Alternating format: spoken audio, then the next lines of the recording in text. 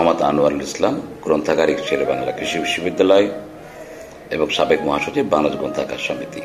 কবিগুরুর কথায় বলতে হয়, কে জানিত মানুষ অতীতকে বর্তমানে বন্দী করিবে।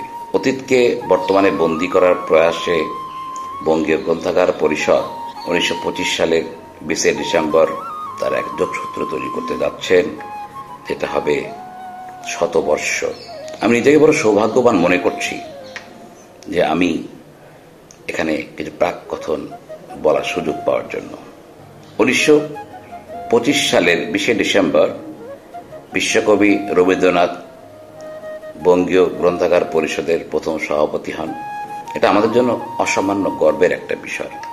আমারও ইচ্ছা ছিল এই অনুষ্ঠানে অংশগ্রহণ করার জন্য, অনিবার্য কারণে আমি যেতে পারছি না।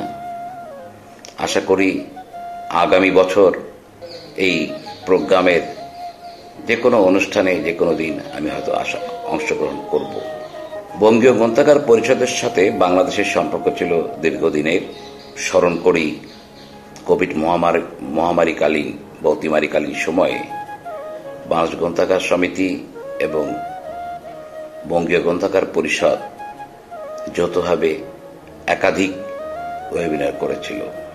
সবিশেষ আমি মনে করি যে আমরা ভবিষ্যতে এই সম্পর্ক আরো সুদৃঢ় করব, আরো সুন্দর হবে আমাদের পেশাজীবীদের মননশীলতা, তাদের ভাবের আদান প্রদান।